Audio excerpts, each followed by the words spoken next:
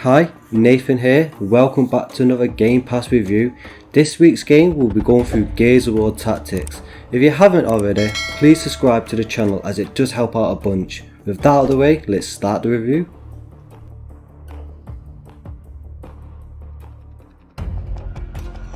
Gears Tactics is set way before any other Gears of War titles. It actually takes place 1 year after the infamous Emergence Day. In response to this, a familiar character by the name Richard Prescott, chairman of the COG Army, orders all major cities to be incinerated by the Hammer of Dawn. In hopes to push the Locust Horde back, thousands of civilians die in the process. It's an important part of the story that is often reminded to us throughout all the Gears of War games. A small team led by Cabe Diaz, father to Kate Diaz, the main protagonist in Gears 4 and 5, is sent to wipe out any remaining Locusts. That's when you stumble across the main villain Yukon, a mad scientist who is responsible for the creations of well-known creatures such as the Brumac and the Corpses.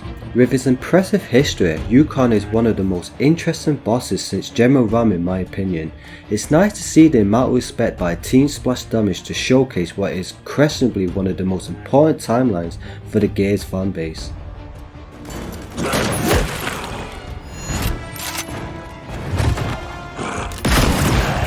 Find your own ride, assholes.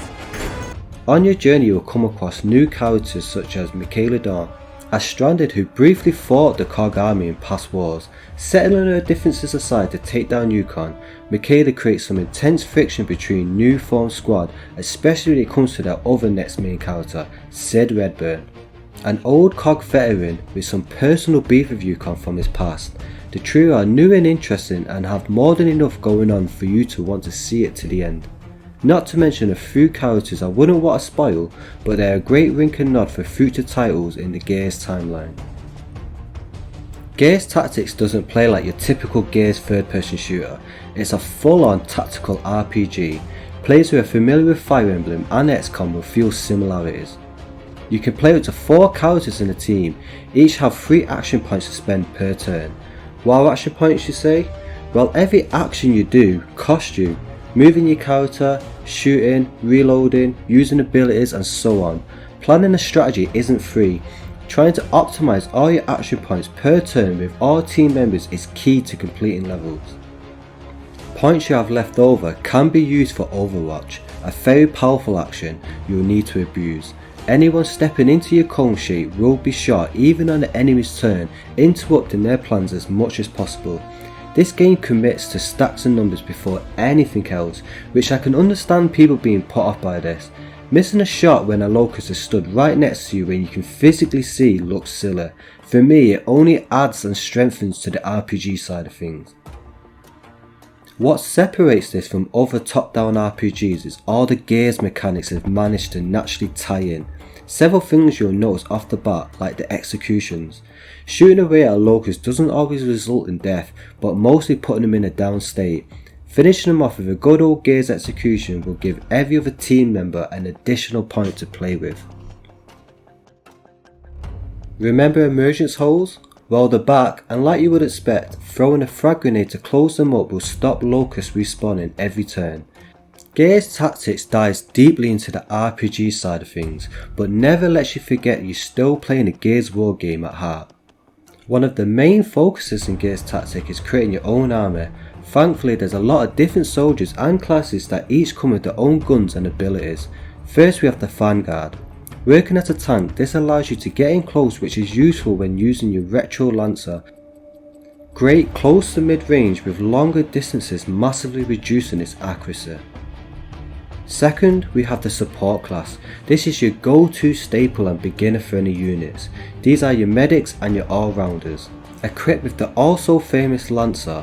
Yep, the gun with the big completely necessary chainsaw attached to it. This easily becomes the most reliable weapon in the game. Next we have my favourite, the Sniper class. Working like you would expect, hanging back with great long range and accuracy that covers a lot of areas. The Scout class. Fantastic at travelling great distances but can't take too many hits due to low health. Packed with its very short yet powerful Nokia shotgun range, the Scout shouldn't have too much trouble in a one-on-one encounter. Last but not least we have the Heavy class. Slacking in its movement speed, it more than makes up for it with its raw power. Each class feels different and only shares 2 equipment gear, your grenades and handguns. Grenades are extremely useful and strong when facing the likes of tickers and wretches, being able to kill multiple enemies in one turn, and the handgun works as your secondary weapon. Pretty weak but standard range and accuracy, it's useful and cheaper to use your pistol rather than reloading your primary gun. What really shines is the abilities for every class. The more you use your soldiers, they will level up, granting you points to spend on a skill tree. There are roughly 4 paths or so to follow, purposely only able to max out one branch throughout the campaign. This is when you have to make hard choices which direction you want to take. You can certainly mix and match and try and benefit from 2 skill branches, but you won't be able to obtain the much more powerful skills you will find at the end of each pathway. This alone creates a lot of diversity between 2 recruited soldiers even from the same class. Take Anthony and Colin for example, both from the heavy class. Anthony's skills allow him to gain insane accuracy while staying in one place, which helps to hold down areas for great defense. While Colin on the other hand specialises in burning through his magazine that lets him shoot a target until they die, or if he needs to reload his gun, which only costs 1 action point. This comes in handy when facing mini boss type locusts with great amount of health, such as the boomers. There's so much to explore in terms of having a team that complement each other too. Before you know it, you'll be gaining extra turns and damage when combining your team's skills. One of my favourite mergings between gears and this tactical RPG is the Locust. Having so many different types of locusts and years worth of history to play with fits in perfectly. Like I mentioned before, the boomers have a great amount of health and of course packed with the boom shot, being able to shoot your team out of cover, leaving you open for easy pickings. Another popular one would be the Cantus, working as a support, buffing all locust health, defense and damage, even being able to revive down units anywhere on the map. You'll want to take out the Cantus as soon as possible. There's so many more too, and additional to these you have full on boss encounters. Without giving too much away, one of them is the Corpser. As fun as it is to fight these big boss battles in an RPG setting, they last far too long. I was starting to feel burnt out midway through the fight. Creating your own army isn't just about using the best units for the job, it's doing it with style. Customizing soldiers' appearances and names help personalise and keep track of who's who. I must admit I spent far too much on this and began to become obsessed, but you have to give me a break. Creating my very own cog army with this much detail is a dream come true for someone like me. And that's why it's so painful when a character dies a permanent death, never to be seen again. I would have liked it to be a bit more stricter as it only happened around 3 times during my playthrough. I think enforcing a penalty like this keeps the player in check, making sure they don't run and gun their way through every level. Now, I was playing on the Xbox Series S that comes with all the goodies Smart Delivery offers. With the launch of the new system, extra content has been added, harder enemies, playable code, and more importantly Jack. It almost feels like a brand new class added with Jack being playable, having his own abilities that mostly support your team, and super helpful to go off his own to collect items, and there's so much loot to be found. Collecting loot that's hidden around the maps and completing optional side objectives during missions are more than worth your time.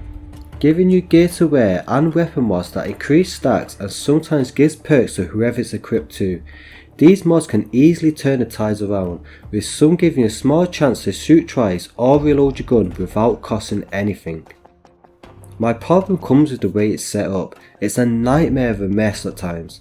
Some units are unavailable due to travelling or recovering for a few days. If one of the unavailable units has a great mod that they're not using right now, you have to go back and forth switching between the two, creating a lot of downtime between missions. In terms of the replay value, it's pretty weak compared to the likes of XCOM. Gears Tactic is very story driven, which enhanced the campaign for me but came at a price. Continuing to play for better loot isn't enough incentive to keep playing. Overall it took me around 40 hours to complete, which started to get a little bit competitive during the last few missions.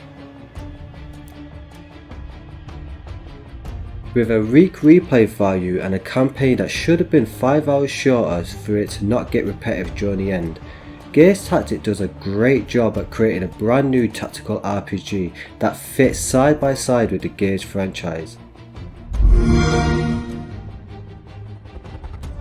I'm having a very hard time not to recommend this title as a download now. If you're a fan of Gears of War or tactical RPGs, or even better both of them, you're gonna have a very good time with this AAA title that you shouldn't miss out. And there we have it guys, my Game Pass review for Gears of War Tactics. If you did enjoy this video, why not check out our other content on the channel. For now, I'll see you on the next Game Pass review. GG's.